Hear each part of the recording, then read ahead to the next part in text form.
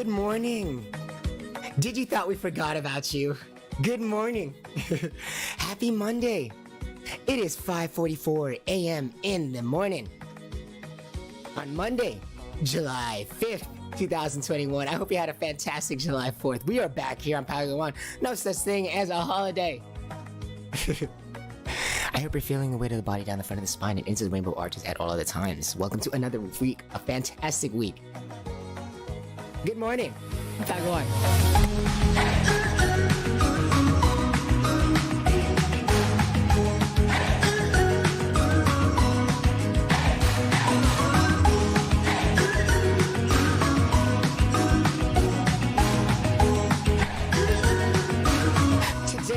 On Mover Monday.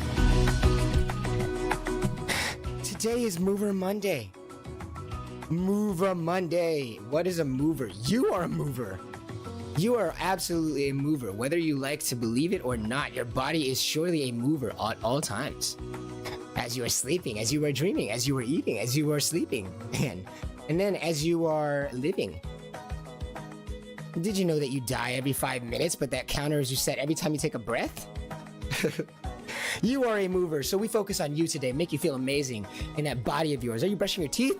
You're on the road? What you up to? Good morning, I'm Herbie, and this is Pow Go On.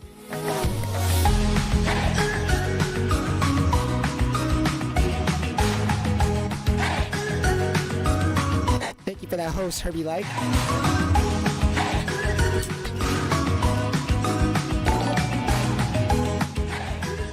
Hell yeah. Good morning. I hope you're feeling the weight of the body down the front of the spine and into the rainbow arches at all the times. We'll be right back.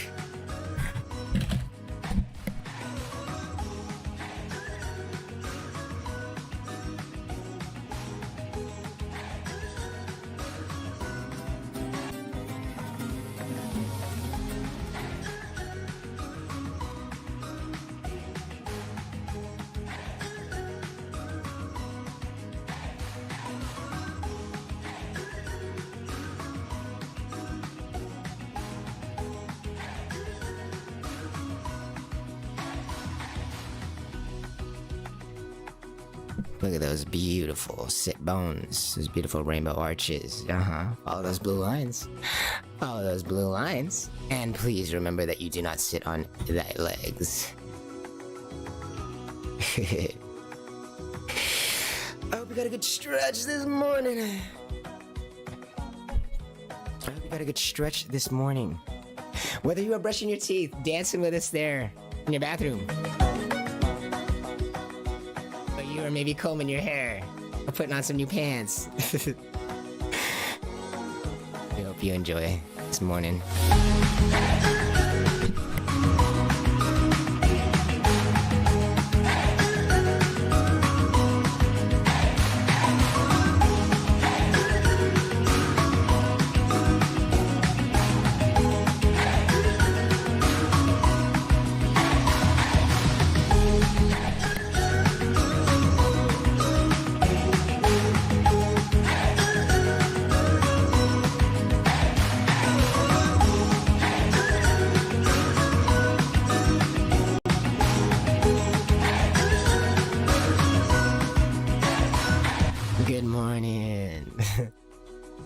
How have you been? How has your body been feeling? How has that wonderful body of yours been feeling today? Are you ready to stretch our awareness like a muscle, using our sense of the world to make sense of the world? Achieving world peace through individual strength. Your only no-nonsense podcast. This is the best feeling network, is it not? Let's stretch that awareness of yours like a muscle. Let's think about where we are today. As you're brushing your teeth, or as you're making yourself some eggs this morning, or maybe you are spreading some schmear on some bagel. I love bagels. Tastes so good. Flaky. Make sure to crispify that by toasting it. Let's stretch our self-awareness like a muscle. We are in fact movers. We are movers whether we like it or not. Welcome to your world today on Mover Monday.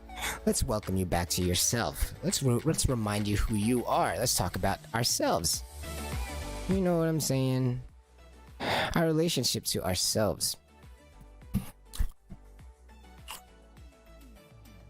We are movers, whether we like it or not. We are always moving. Constantly moving. Even while you're sleeping, you are moving. Why is that? You're breathing. Your breathing itself is a constant. It's always going. You're doing it consciously, you're doing it unconsciously. The only thing you can do in the world that is affecting your own experience from the inside out, right? The only active thing, you can eat, but that's still putting something into your mouth. You can smell, but you're still smelling the outside world.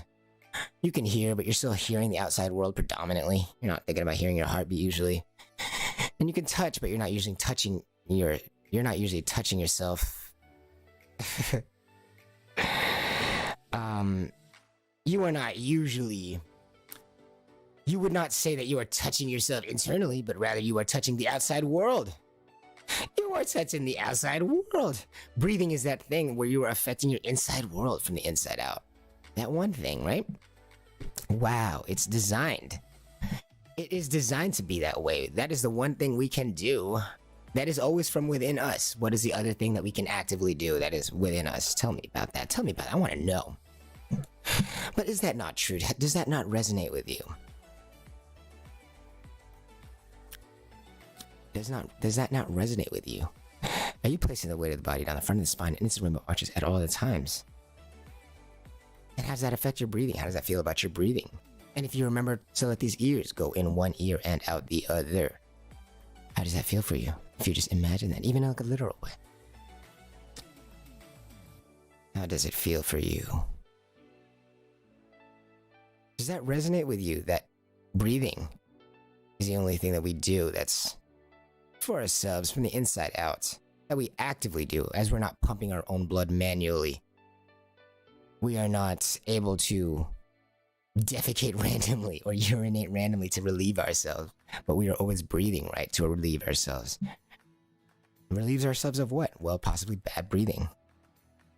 As our entire experience is so gigantic inside of this body, right? So gigantic yet so limited. So gigantic yet so limited. As in, from the inside out, it's everything. Everything you look at, all the stars, all the skies, all the fields, all the flowers, all the feelings, all of the worlds, all of the expansion, that's you. And the inside world, that's you. That is you. You feel that? As you were brushing your teeth or maybe making a baked potato this morning. Do you feel that? That's you. Your inside world is gigantic. You are everything that the light touches. You're like Simba. You are everything the light touches. Are you not? As your experience changes with a sight, as far as the eye can see, just a light in the glimmer of darkness, or a glimmer of light in all of the darkness, is that not enough to change your entire inner world? And is that you? Not necessarily, but your inner world was affected completely by it, so maybe it is you. And then you go and do work based off of that, and you go and change the world based off of that vision. Yeah, maybe it is you. Maybe that has changed you. Maybe you are movers the whole way through. Even moving energy from like a light like over there to like making energy in your body and moving energy throughout your body. Your body is always moving. Even when and especially when breathing. Both. But this inner world's so gigantic, right? This inner world, as far as the eye can see, you can be affected by things that are just like beyond your physical capacity to visit ever, right? Stars and stuff. But your outside world, so limited and small and finite. What a predicament we're in. Look at me. Look at my body. Look at my body. I want you to look at your body. I want you to look at your body and ask yourself, am I a mover? Do I find it true that my inner world is so gigantic, but my outer world is so limited and finite? As in, my inner world is so gigantic, as in like, I can reach the stars, but I can also just be right here. It's everything that I can experience, this inside world. It surrounds me. It surrounds you. all around you. As you're brushing your teeth or as you're washing your hands in the faucet, your inner world surrounds you. There's nothing before and nothing after. There's nothing closer. There's nothing further than this inside world. It is all of your consciousness. Your entire kinesthetic, you might say, body. Right? You might say your entire kinesthetic body, your entire lifelike body of yours, that godlike body of yours, that entire lifelike of yours. It's just so everywhere. It's just so surrounding you. It's everything. It's all encompassing. All of your entire consciousness. It's just this kinesthetic experience is so gigantic. It's everything. There's nothing closer to you and there's nothing further. But at the same time, our outside physical expression of our world, of that gigantic infinite soul thing, what is that? A limited finite experience on this outward body, this outward expression of this body, of this we have this inward expression, we have this inside world, so complex, non-linear, everything's possible at the same time. Everything is true in this inside world where it's all encompassing. It's everything. It's our chaotic inside world, our idealized world, our subconscious, the furthest our brain can go and the closest that our brain can go. Our inside world, right? But is that not true that our outward world, our outwardly world expression of it is this limited body? We have this giganto soul in this itty bitty living space. To quote a famous blue creature. R.I.P. But is that not true? Does that not resonate with you? Does that resonate with you?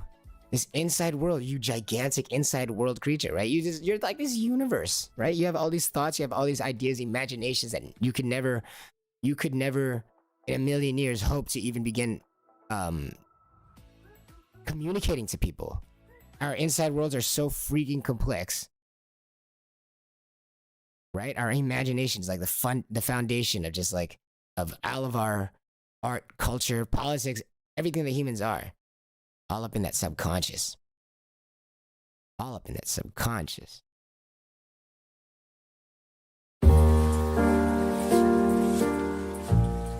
Subconscious.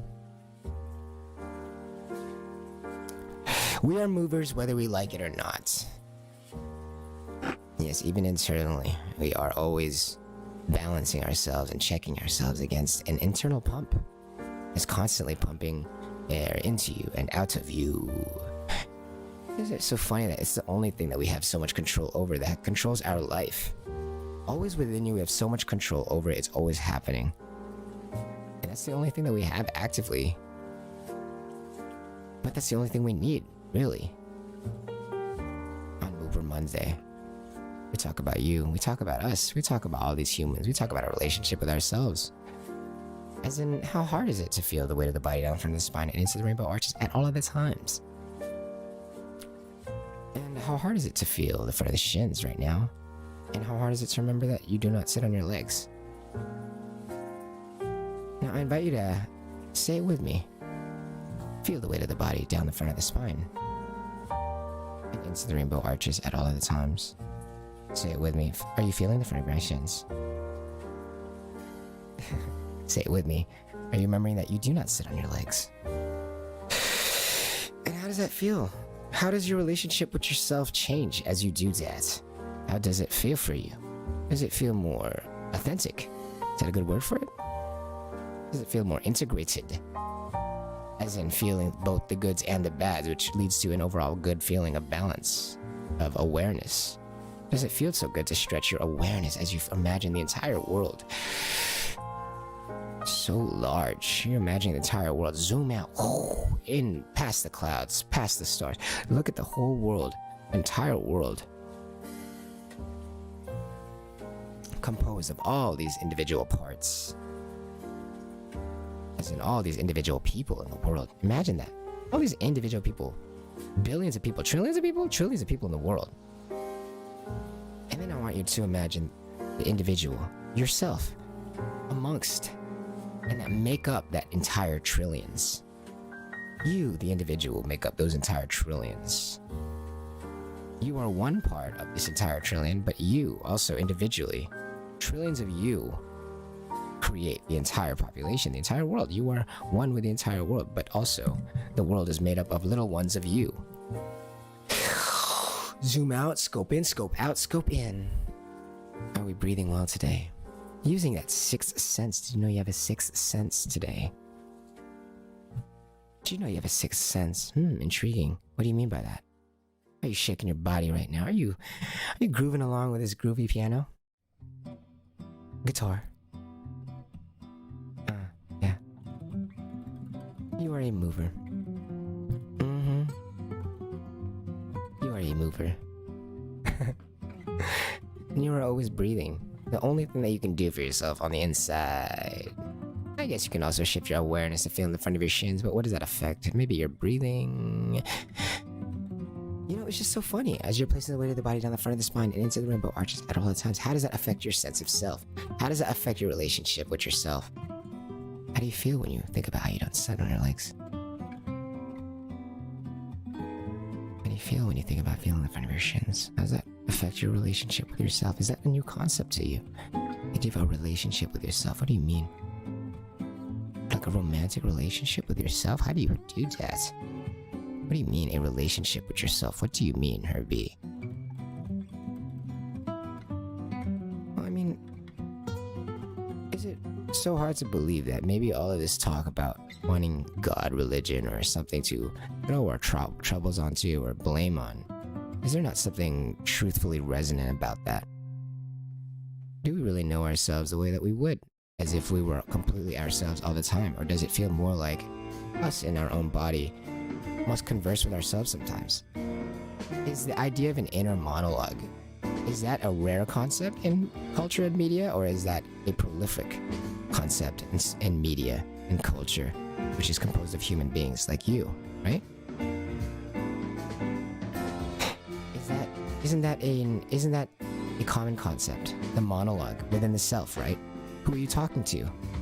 There must be another person you're talking to, maybe yourself. Is the idea of an inner monologue not something that we consider just kind of already an absolute truth? Like, of course we have an inner monologue. Of course we converse with something inside of ourselves. Of course we have a relationship with ourselves. Why is that? Well, maybe because we acknowledge already that there is an aspect of humanity that runs on autopilot. Even when the person is conscious, there is an element of their actions that operates unconsciously. As in, there are infinite things of what you do. You could be doing infinite things right now. As in, you could be lifting your left arm higher, or you could be lifting your right arm higher, or you could be raising your eyebrows right now, or a combination of them. Or you can be jutting your jaw forward right now. Or you can be relaxing your muscles, your swallow muscles or something. Or you could be sitting on your sit bones, or you could be thinking that you sit on your legs. You could be doing any combination of those. And then it just gets more and more complex of all the things you can do. Your body is such a complicated thing, right? It's a non-linear thing, right? You have like 2 arms up there. You have 2 legs down there. You got butt cheeks. You have a spine, which you should place the weight of the body in the front of. You have a skull. All sorts of things on your body. Not a linear thing to describe, right? Not like 1, 2, 3, 4, 5, where it's like sequential and you can just easily describe it. Body is very complex, even in design, especially in design, which we did not create ourselves, right?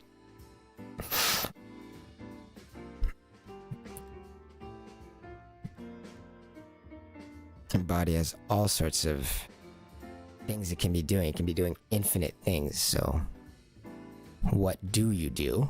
Well, part of that is defined by your unconscious. Part of what you end up doing is part of your unconscious, which is a part that seems to be part of you, but not quite you, right? As we talk about this unconscious or subconscious, right? Isn't it true? Or how does it resonate with you when I tell you that there is a conversation or a relationship with you and yourself? How does that feel with you? Is there a significant change in your sense of self, or does that resonate pretty well already with you? You have a relationship with yourself.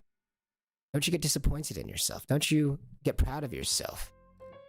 How could those be if you were always operating from what you were intending to operate from? If you were always in control 100% of the time, if you had all this free will that we keep talking about, how could you possibly feel proud? You were just doing. But rather, you feel proud because you did one thing and not the other. And how do you know it's better? Because you've once done the other, or you know that you could have done the other. There's a comparison as in a relationship with what you could have done versus what you have done. And that is a relationship that we end up creating with how we feel about those things. You mover. You are a mover. What does that mean? When one thing is in one place and then over time it is now in a new place. You are a mover. Your diaphragm is higher. And then later, when you want to get more air, your diaphragm descends to pull air into the lungs, which it's attached to above it. Moving, as in your left leg is twitching. And how do you know that? Because it's in a new position over time. A new position. A new position, as in there was once a different position. This moving stuff is so interesting, right? You are a mover. You are a mover. Over the weekend, we were talking, and I hope you had a fantastic July 4th, by the way. I hope you had a wonderful July 4th full of safety first, but also great times. Fantastic times full of memorable laughter. I hope you had a great weekend. But over the weekend, we were talking. We had some conversations about soul searching. The internet will have you believe all sorts of things about the importance of your soul. There's a battle for your soul. Soul. A key of soul. But what is a soul? But what is a soul? What do you mean? They'll say, well, do dogs have souls? Do cats have souls? They'll do all this research. Do rabbits have souls? Do crickets have souls? And then when you ask him, okay, hold on, before we answer that, maybe we can answer you, I don't know. But do you mean to say that all of this is true? Well, before all of that, let me ask you, what is a soul? And they'll be like, hold on, I hear what you're asking, but hear me out. Do rabbits have souls? Do pig have souls? And then you just turn around and be like, hey, hold on, man. I'm feeling the front of my shins right now. And I'm like, I'm not sitting on my legs, right? I was like, hold the phone. I was like, what's a soul though? And they go, hold on. Before we answer that, do you think that humans have more of a soul than frogs? I'll wait.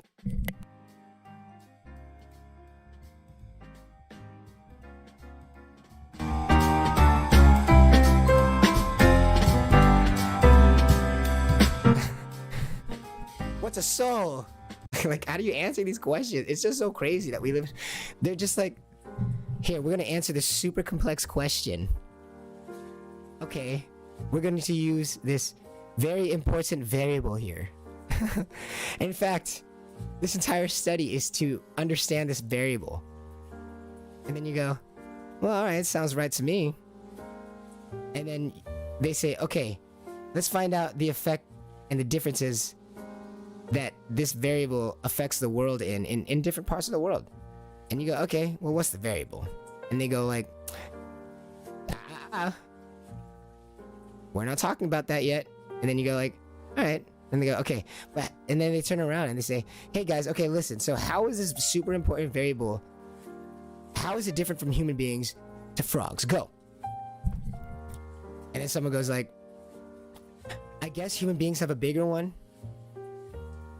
It goes like, and then someone else in the room goes, well, frogs have one that was like made like yesterday, and like they kind of look like shoes. And the other one's like, and someone else in the room is like, what? No, like I thought human souls actually smelled like chicken tenders. And everybody's confused, and you're sitting in the room like, wait, what's this super important variable? What are you talking about? And they're like, well, we think frogs have a smaller one. And they're like, a smaller what? A smaller what? Don't worry about it. We just know that frogs have a smaller one. And it's shaped like a shoe. Humans have a big one. And humans' ones are more important than the other ones. And then you go, okay, well, what is more important? Don't worry about that yet. But the human version of it is way better. Way better than anything in the world, you know? And in fact, we should use it so that we can push our political agendas and also only slaughter some type of animals for some reason arbitrary than others. And you're just like, wait, but what is it? What is a soul? What are you talking about? You mover? You mover? What is a soul? On Mover Monday, as we establish a bigger connection, a stronger connection with ourselves. What is this soul thing? We're gonna get to what a soul is. We're gonna tell you what a soul is from our opinion here. Our workable solution of what soul is. And why does it matter to have workable language for it? Well, so you can define it for yourself. So your relationship with yourself is one of trust and not of distrust, right? So you know for yourself, and not because people told you, but you know for yourself. On Mover Monday, what's a soul, right? We are movers. Does that have to do with what the freak a soul is? Maybe. Maybe a soul can only exist in movers. Maybe a soul can only exist in movers. What is a soul? Let me think about that. Have you thought about that? Have you ever defined that? Have you ever defined that for yourself? Is there importance in defining these things? Well, of course there is on Go On. You kidding me? I feel great doing it. As you place the weighted body on the front of the spine and its rainbow arches at all times. Shake that booty of yours. We're going to take a small bareka. Feel the front of the shins. And remember that you do not sit on your legs. Before we go, I invite you to think about it. Ask yourself, what is a soul? Say, what's a soul? Ask yourself, what's a soul? Define for yourself a soul. As we take our break, are you feeling the weight of the body down the front of the spine and into the rainbow arches at all of the times? I am Herbie with Go On, and we'll be right back.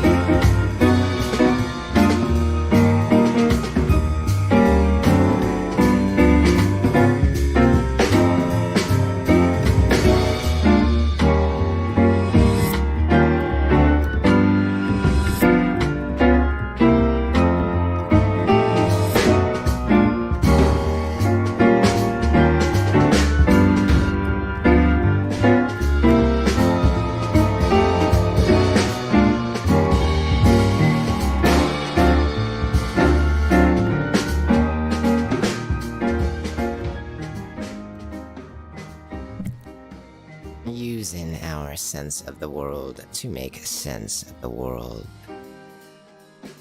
Achieving world peace. Through how? Why, through individual strength, my friend. Welcome back to Go On. I hope you had a wonderful feeling, Bareka. Able to place the weight of the body down the front of the spine. And say it with me and into the rainbow arches. Say it with me at all of the time. And I invite you to say it with me again. Are you feeling the front of your shins? Ask yourself. You have a relationship with yourself, right? Ask yourself. Hey man, hey woman, are you feeling the front of your shins? You beautiful godlike creature, you godlike creature, you. Living there in your infinite inside world that is limited finite to this itty bitty living space. You mover, you amazing thing You. Don't you have a relationship with yourself? Aren't there some things that you like about yourself? Aren't there some things that you do not like about yourself? Do we not move, not just physically throughout the world? Do we not just glide through the world, but also move our way through time and change? Throughout time, we move. Our inner world also moves. You are not the same person as you were a year ago on the inside, nor on the outside either. It's reflected on the outside, but all that growth, that beautiful, saturated, honey, sap growth inside of you, it's all real. It's all moving. You're always moving. Not just because you are breathing, which is true. Not just because your veins are pumping blood, which is also true. But your inside world is constantly shifting, moving. Where does the front of your spine feel now? Where does it feel rainbow arches are?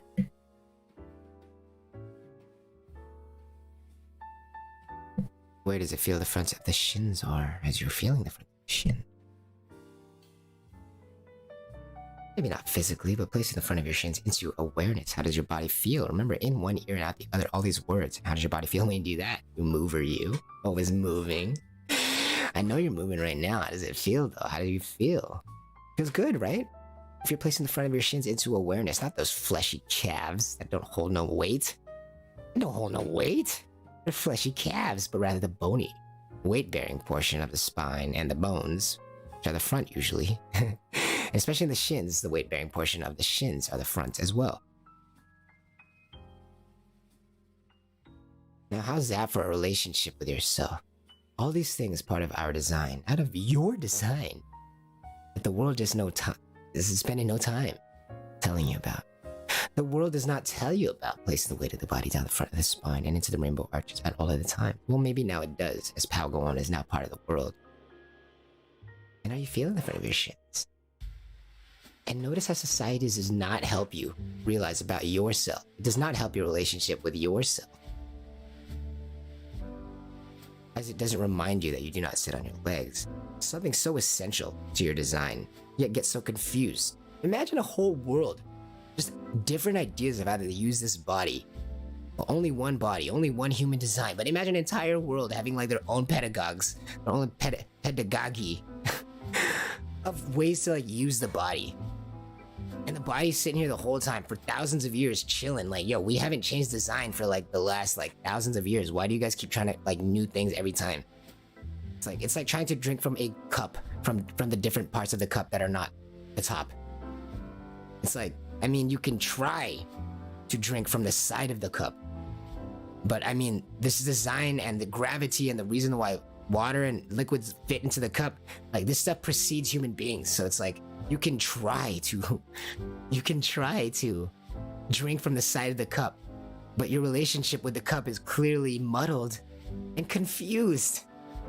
And so you're definitely not going to be using the best function of the cup. As your idea of what a cup is confused if you're trying to slip from the side of it. You're confused about the world, the design, gravity. And isn't that your relationship with a cup? Don't you have a relationship with a cup in that you know how to use a cup? You think about a cup, it has things that are attached to it, properties. You're like, all right, it holds liquids. You can drink from it. And you know those things, so you have a relationship with it. As in, every time you're thirsty, you think about getting a cup. When you're thirsty, when you're hungry, you do not think about grabbing a cup. It's not your relationship that you have with the cup. Usually. Right? When you want to console something, when you want to be consoled by somebody, you don't usually consult a cup. That's your relationship with it. But when you want to drink, the first thing you do is go to a cup because you have a relationship with it. You have a relationship with it in our heads. Like, we view the world as our relationship with these things because you can think about everything in the world, but you are a mover, right? So your attention is always on the move. But what is it looking at in this infinite span of the world? It's looking at specific things, right? You have relationships with specific things. If we idolize plants, maybe everything would look like a plant because we have this relationship with the plant. But actually, guess what? We have a relationship with ourselves. And that is reflected to the outside world. Most certainly. Our relationship with ourselves is what is reflected to the outside world. Because our relationship with ourselves is what actually ends up manifesting on the outside. We are movers on the inside and outside. But it ends up manifesting itself on the outside. Your relationship with yourself manifests itself to the outside. As in, sometimes you feel ashamed about yourself. Don't we have certain body postures, certain facial expressions that are related to this? When you feel pleasure, don't you want that more? Doesn't your body open up to more pleasure? Kinesthetically as well. Because you want more of this pleasure. These things that your body gives you, we have a relationship with them. Laughter, good breathing, bad breathing, our ability to crack our back, our ability to get our needs met, the ability to solve math problems the way that we want to, the ability to make relationships that we want to. All of that is reflected in and of ourselves. We have a relationship with those things. We have a relationship with what we've done versus what we've expected ourselves to do. We can disappoint ourselves. Isn't that so funny? But at the same time, you can surprise yourself and really surprise yourself in a good way. We have this relationship with ourselves. We acknowledge that there's a part of us that's just like unconscious that runs on autopilot. We submit to it. What do largely successful people always say? It's not me, it's God, right? Or they always point up, or that's one of the ways to stay humble. It's pointing out that it wasn't you. What does they mean by that? It wasn't you. You did it. What do they mean by it wasn't me? As in, I did not do that thing? I'm lying to you guys? Like, turn away? No. As in, there is a version of you that you don't attach to your ego, to your active actions onto the world. There's a version of us that we associate to be less than, and it's just about pleasure. It's just about our bodily pleasures. There's a version of us that we acknowledge that it is us, but it is not a highly achieving version of you. So every time we highly achieve, we separate that. We say it wasn't that version, because that's the version that everybody sees, typically. Is the version of you that people interact with, is the part of you that usually just wants things, just wants more, and it just wants more and everything. Well, everybody wants more and everything. What separates you from other people when you want more, or when you want things, is more about what you don't want. It's what you choose not to want. Because everybody wants everything. So your relationship with yourself it's like we acknowledge that there is a side of us that is like not the one you hang out with. So when they achieve greatly, who was it? It's not me. Why? We separate that because there's just something about the human body experience. We recognize that there is something that is larger than us within us, bigger than what you see in the moment, possibly somewhere to quote unquote move to, right? We are movers after all in our own lives. We move our lives forward. So do we not recognize that there is a part of us that is greater, and that part of us is unconscious? It's not part of our daily desires. So when you see us like eating McDonald's, yeah, that's not the version of you that is highly achieving. Or maybe it is, as in it eventually leads there, right? You're just in this body, you're just like living day to day, doing your best. You're just doing your best. As you open the door, go outside and breathe in the fresh air and see all of the birds outside. You're just doing your best to get great feelings in your life, right? Breathe well. To breathe well, to overcome all things. Breathing well would be so important. If you felt that the next breath would feel better than the last, guaranteed, and that just spiraled up forever, would you not be hopeful? Would you not be confident in life, knowing that it would feel better as the time went on, no matter the situation? Well, how do you do that? Well, having a strong relationship with yourself, an honest relationship with yourself here on Mover Monday. You mover you. How do you have a strong relationship with yourself? Well, you should know yourself intimately. Isn't that how we create strong relationships? And if you didn't know, well, now you know. Isn't that how you create strong relationships? By becoming intimately aware of not just the good sides, but the bad sides. Why? They balance each other and inform each other. How do you know how good the goods are without the bads? And how do you know how bad the bads are without the good? That is a relationship that you must cultivate with your body so that you can feel better all of the time and have more confidence. That the next breath will feel better than the last, and then better than the last, and then better than the last. Imagine that spiral upward. And how do you do that? Having an intimate relationship with yourself, with your body. Integrate your body, not just the good sides, but not just the bad sides either, but both sides, goods and the bads, mentally and physically, getting to know yourself. Let's fix our relationship with ourselves on Mover Monday. What do we mean by a relationship with ourselves? Well, don't you have a design that preceded you? Did you make all these bones yourself? As you're looking at this diagram right here, just replacing the weight of the body down the front of the spine. You beautiful soul, you. And into the rainbow arches at all the times. Did you create that design? Were you in your body? Were you in your mother's body at a little tiny age, like tinkering around on that body of yours? And deciding, here's the tailbone and here's how it curves.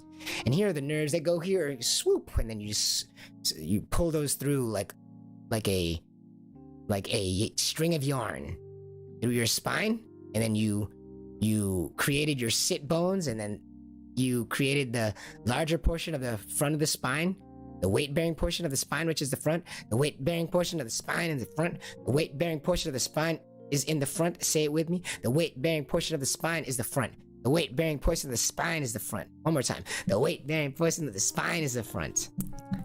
Not the back, as in that bony, spiny area of the back, which we commonly throw weight onto because culture tells us to, and we usually live in our vision these days, not through our kinesthetic sense of the inside world of our body, which is very everywhere and large and godlike.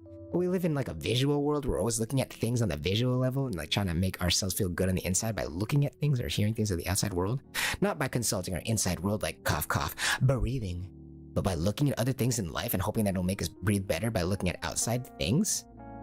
No. Were you in your own body creating that fact that human beings operate that way? Were you creating those six senses for your own body? No. So on Go on Mover Monday, what we do is invest in this relationship with thyself. As in, did you create that? You didn't create that, but it's amazing and it's there for you, and it created all you are. All of you are. As in your ability to laugh, right? Your ability to cry, your ability to feel, your ability to survive, your ability to understand, your ability to observe in this body, the world around you. Everything you do. Are you brushing your teeth? Are you combing your hair? Are you drying your hair? Are you in the shower? Are you in the friggin' shower? Whatever you're doing, was that not enabled to you by this body, this design? How did you make your way into the shower? By this body. Well, what is this body? How is it able to do all those things? Did you make that?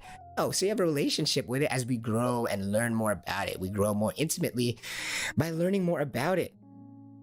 Where it hurts, especially where it hurts. We learn more and intimately about where it hurts in our body. Why? Because pain is our friend. Why is pain our friend? Because it alerts us to how we can correct our balance, our body. It alerts us to how we can breathe better, this pain. It tells us where to look. Because there's infinite things in this inside world of yours, right? So big, so all-encompassing. It's so gigantic. But our relationship with ourselves. In fact, the fact that our inside world is so gigantic is the reason why we need such a strong relationship with ourselves. Because just like another human being, with all that chaos and order right inside of them, like a whirlwind, that universe inside of them, just like interacting with one of those, an intimate relationship with it would require more intimate knowledge about what this thing is and where it hurts. But there's this gigantic inside world, which is intimidating because it's like, all right, where do you start? It's scary, but also kind of enlightening, or it's kind of inspiring to know that there's infinite progress that we can make. We will forever be able to make progress because this is an infinite thing, this inside world. So we're trying to describe this inside world and have a good relationship with our own inside world, have a great relationship with our metaphysical inside world, as well as our very, very, very, very, very physical and balential inside world, as in balance. We have a relationship with it, right? As in, man, sometimes I wake up on the wrong side of the bed. And then eventually you do that so many times, you start thinking it's you.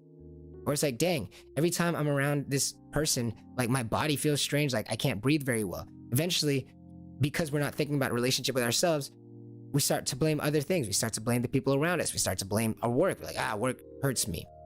These people around me make me feel sick. But that feeling that you're getting, is it not given to you? Blessed to you, actually, in the same way that laughter is, and happiness, and pleasure, sexual pleasure, and physical pleasure, and mouth pleasure, taste pleasure, all those things given to you. Well, through that means of information, of communication with you to tell you how you're feeling, also comes along with it the times in which you feel bad, the grimacing parts, the parts in which you feel like you cannot do, you cannot overcome, and that things will not get better.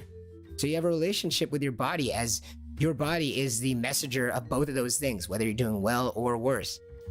Your body is the messenger. Well, what do we end up doing? We end up having a relationship with this messenger. They say, don't kill the messenger. Why do they say don't kill the messenger? Because they're just messaging you what's going on. You should have an issue with the person who is giving the message, right? But we can't help it. We end up doing it. We just end up doing it. You end up creating a relationship with the tax collector. You know, you end up creating a relationship with the messenger, as in your body, the one that is informing you of all these things that are going on outside the world as well as your inside world, right? Like how you're feeling on the inside as well as the way the world is affecting you on the outside. This thing that was given to you, you didn't create that. You weren't in your womb. Maybe you were. Maybe you were in your womb stitching yourself up somehow and designing yourself. We end up having a relationship with the body, the messenger of all this information, because we know that we didn't create the mechanism in which we are able to communicate with it. So we recognize, all right, there's something else going on here. Let's learn about it. Let's create a relationship with it. The same way you can even create a relationship with an inanimate object, right? Not just romantically, yet people do it. There are people like in France who marry chairs. I'm sure there are people everywhere who marry inanimate objects. And so are we talking relationship like that? No. Well, maybe it's up to you. This is Padawan. Do whatever you want, baby. But is that what we're talking about? A relationship with like this inanimate object that's like romantic? That like your soul, like relationship with your design that's inanimate? And like you want to marry that? No, we're just saying that you want to learn about it. Because it is the language that's informing you to your world. Inside and out, right? As in how you feel on the inside, as well as how the world affecting you on the outside. But then also vice versa, because your inside world can affect the outside world, and your outside world definitely affects your inside world, where how you feel on the inside, your state, your current emotional state, mental state, metaphysical state, spiritual state, whatever it is on the inside world, your balance state, your state of balance is affected by the outside world totally. You know that. And your inside world, because you affect the world, will certainly affect the outside world. So this relationship is not necessarily a romantic one unless you want to think about that. I mean, it might be. You can't think about it that way because it is just you and your body. Might as well get a little bit romantic. What is this romance? If not just seeking a pleasure? Well, where do pleasures come from? Your body. As we're thinking our body, as we are movers on Mover Monday. This body that you did not thankfully design so that we have someone to talk to. We have this design to consult. You did not make that design.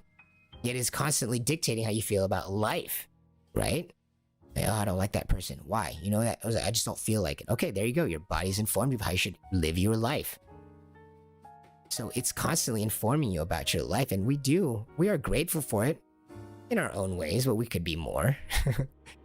But it gives you all of these things, the goods and the bads. So why not cultivate a strong relationship with the self? As it informs you about your world, both inside and out, would it not be better to speak that language fluently? You are a mover. That's one of the steps that we can take towards getting a strong relationship with ourselves on Mover Monday on Palgo 1. As in, you are a mover. Isn't that something you know about yourself now? You've always known that. It's kind of nice having someone else tell you, right, sometimes. So say it with me. I am a mover. One more time. Say it with me. I am a mover. And indeed you are. And that's just a truism. You're always moving. Constantly. So when they told you as a kid, they said, stop moving. Stop twitching. We're in class. Stay still. Wrong. You're a mover. You have to move. All throughout life, you have to move. There are times in which you must stay still, but that is a restraint that you place on your body, but you are still moving as you are breathing. So you are counteracting this breathing and moving in flow with this breathing to remain still. But guess what's still moving? Your lungs, your rib cages, as they expand outward excursions on exhales. Oh, sorry. Outward excursions on inhales. And then downwards and inwards on exhales. Your rib cages are always moving like that. Even when you think you're being still, you are always a mover. How do you know that? Well, gravity, baby. As in, gravity is always affecting you. Is that not true? You are of this world. You are in this world, rather. You are in this world, but you can choose to not be of it. You can choose to live in your inside world. But you are in this world, right? Physically, you're always affected by this gravity thing. You're always a mover. By choice or by not. You might say, well, Herbie, that's cheating. Well, I'll throw that breathing thing right in there too. So not only are you breathing, but you're also moving through gravity. Any more questions? So as you are constantly falling, where do you choose to place the weight of the body? On the back of the spine to hurt yourself? To feel a crappy breath? Do you sit on your tailbone instead of sitting where it should be on your rainbow arches right here? Where you see your weight on these blue lines delivered from the front of the spine and into the rainbow arches where they divide your weight evenly to the left and the right, and bow down, and then make 2 points of contact with the surface in which you're sitting on. Not 1, which would be implying the tailbone, but rather 2, which is the bottom of the pelvis bone. 2 points to make contact with your sitting surface. Not 1 point, which would be implying for the tailbone, or anywhere else in your body, or wherever. And then remember that you do not sit on your legs, as we're cultivating our relationship with ourselves. You are always a mover. And as you're placing the weight of the body down the front of the shins, you're always a mover. This gravity thing is always happening to you. So where do you decide to place the weight of the body? On the top of the pelvis to create this fake idea of a waist? Where do you rest your body? As gravity is always thrusting you downwards. Gravity is always getting you down, man. As gravity is always getting you down. How do you choose to deal with that gravity? How do you choose to balance against that gravity? Do you choose to balance by placing the weight onto your tailbone or onto your sit bones? How do you choose to deal with this gravity? It's always happening to you. And same thing with this design, right? This design that preceded us, it's always happening to you. How your body feels is always happening to you. Like how you feel right now listening to this podcast, if you feel good or bad, that was gifted to you by this design thing, right? Like, are you hungry? Have you ever been so hungry and then you eat and feel so satisfied after? Well, how is that possible? Well, your really complex body of being able to move you all the way to get that food, ingest that food, talk about it, feel about it.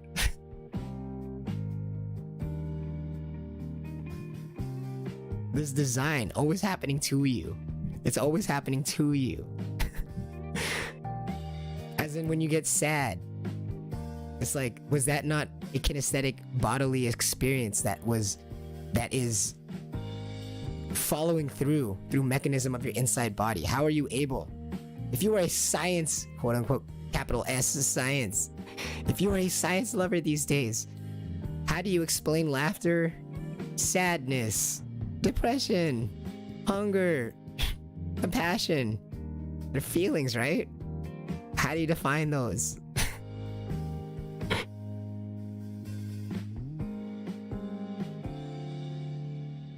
How do you define those? They just happen inside of you, right?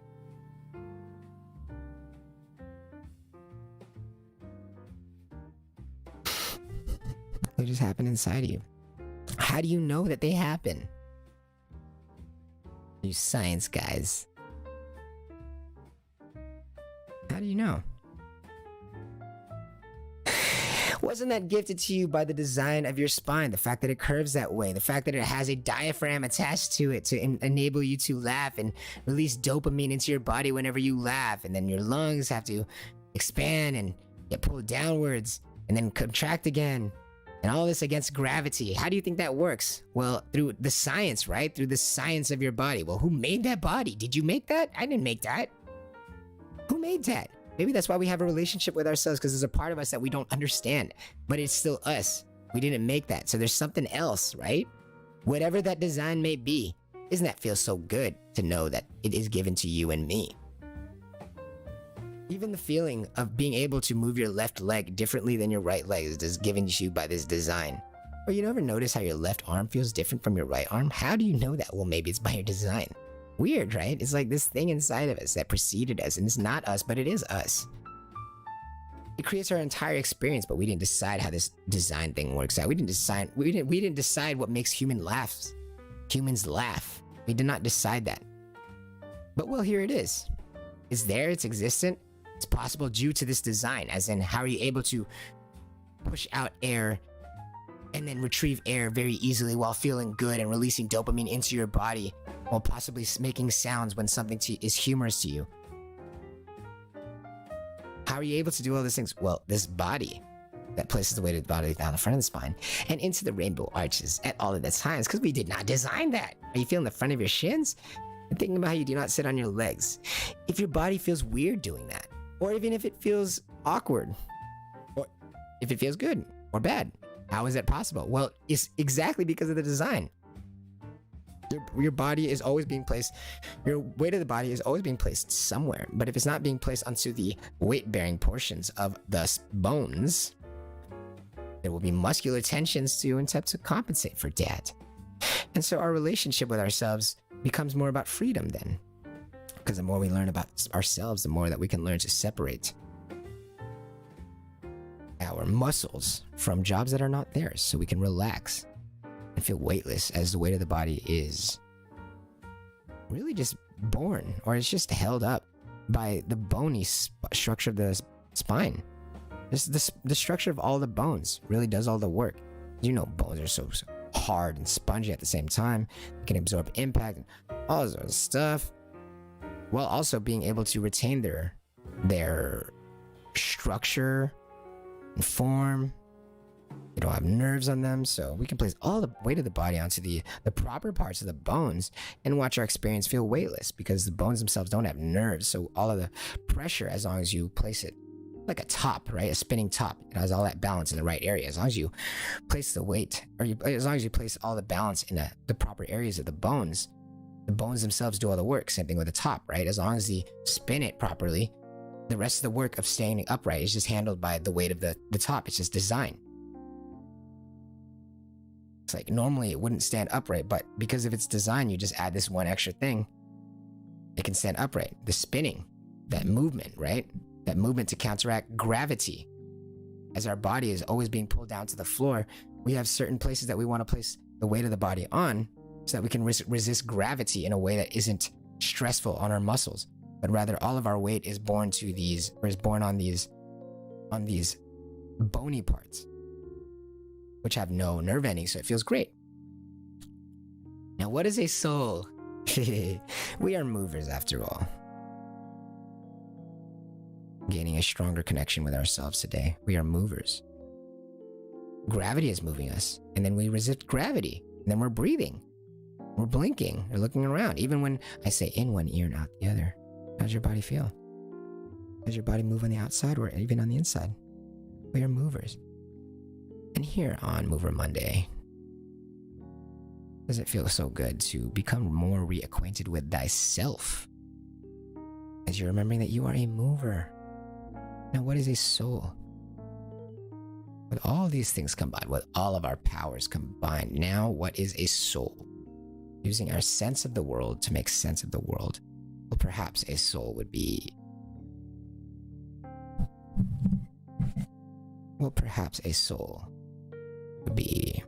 knowing the potential of what you can do and being able to compare that to what you actually were physically able to achieve. Doesn't that create a soul? Once again,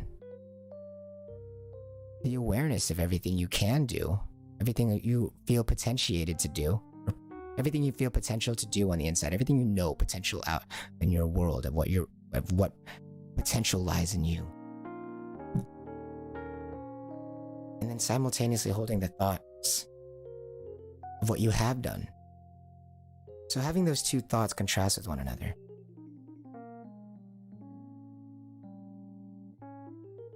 what you can do versus what you have done.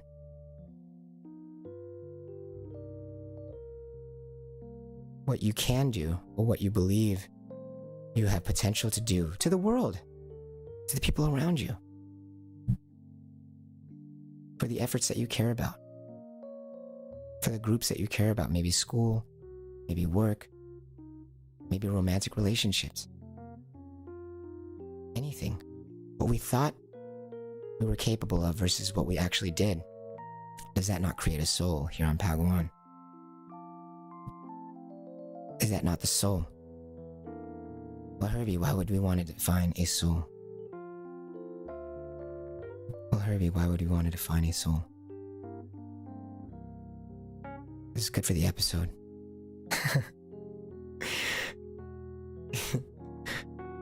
Because we're living out there. Because there's humans out there suffering. There's humans right here, in here, suffering. Sometimes we're suffering. So what is a soul? Well, maybe it would calm our soul a little bit more if we had workable definitions of these words. If we had workable definitions of these words, would that not improve our world, improve our relationship with other people, and most importantly, improve our relationship with ourselves? For us to define these words, as we use them to define our world constantly. Does a human have a bigger soul than a frog?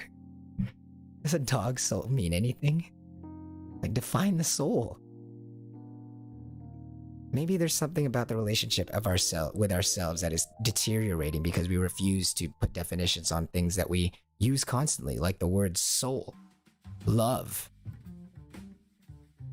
Wouldn't we create a stronger relationship with ourselves and feel less like we're lying to ourselves and gaslighting ourselves if we define these terms once and for all? And that way, if we come up on better definitions, okay, we can say better than what? And actually compare it to something. Actually have a workable conversation. Actually talk about something for once. Instead of just talking about these mystery variables and say, well, I'll show you when it's there. Like, maybe we can actually benefit our relationship with ourselves and realize that maybe our relationship with ourselves was actually deteriorating because we were taking easy answers and shortcut answers that don't mean anything. So now we're just living in a world where everything's uncertain because we weren't really going off of what's right, but rather just like, oh, okay, fine. Like, yeah, let's just assume that a soul is that and then never question it further, even though everyone's using the word soul. It's like maybe there's a relationship with ourselves that's like rotting because we're like disgusted with the fact that we let people do that to us. Like, soul this, soul that. And what's a soul? We'll tell you in the next episode. All right. We'll wait.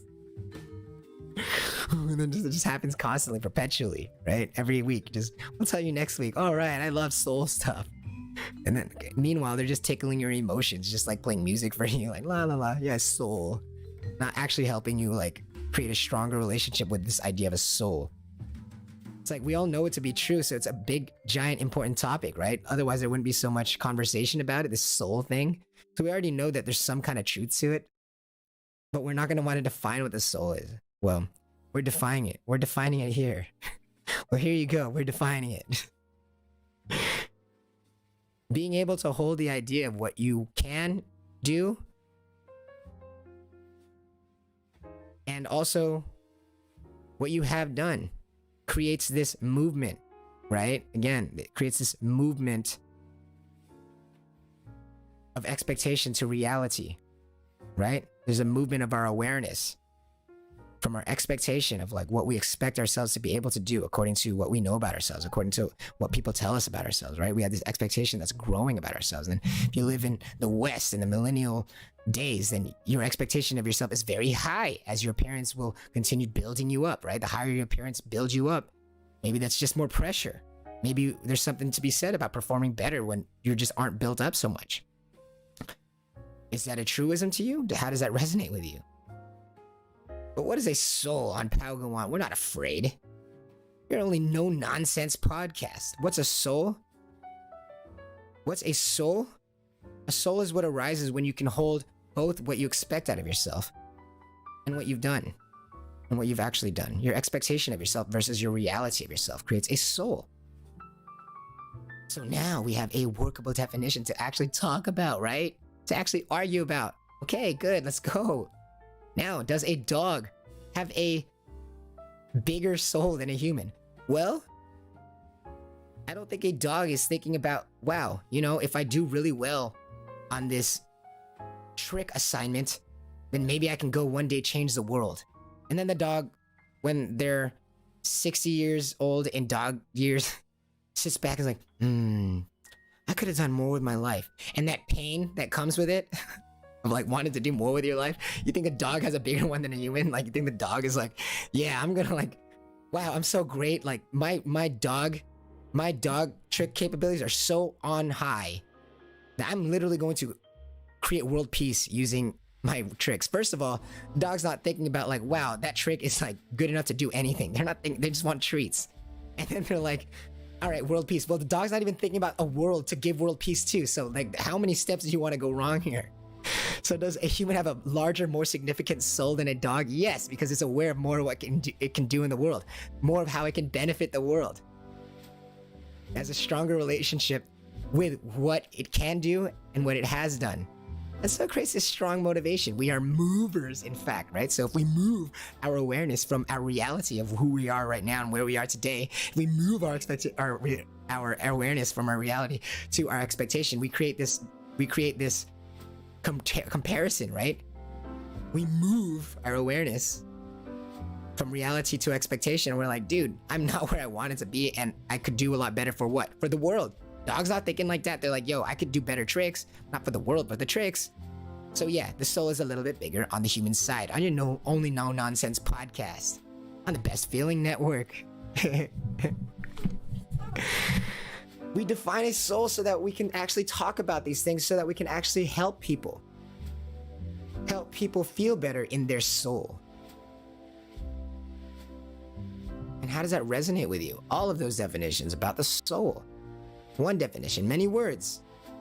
Expectation of yourself versus the reality of yourself. How does that resonate with you? Does that not feel more like a soul than any other working definition right now in the mainstream media? Anything like that? How does that feel?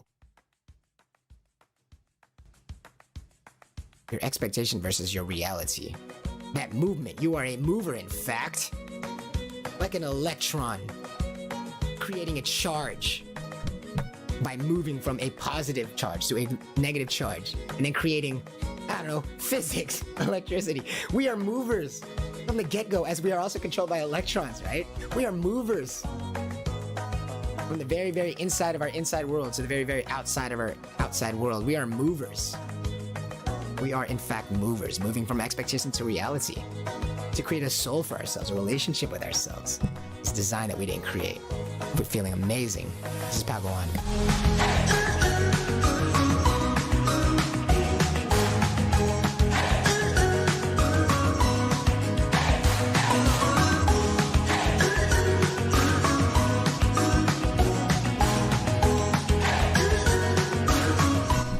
Using our sense of the world to make sense of the world. Achieving world peace through individual strength. Your only no-nonsense podcast on upcoming Best Future, the Best Feeling Network, the BFN. Today, we talked about how you are a mover, moving from expectation to reality, moving in physical realm, but also metaphysically. You are a mover, always moving through life. Moving through life, changing throughout life. You are a mover. And your expectation versus reality. Is that not your relationship with yourself? This soul thing. Your expectation of yourself versus what your reality of yourself. Relationship with yourself on Mover Monday. I'm your host, Herbie. We'll see you tomorrow on Padawan.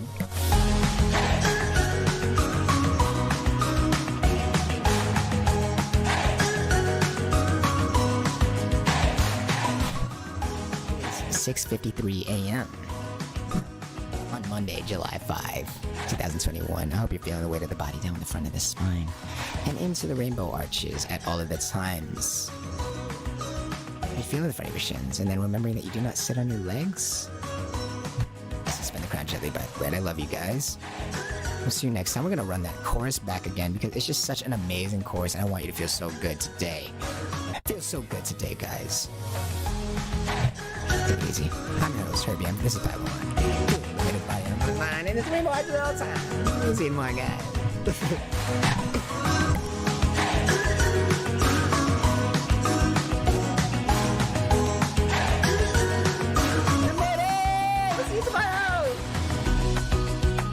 Tomorrow! run that back one more time.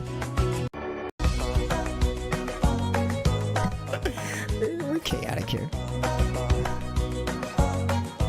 See you next time, guys.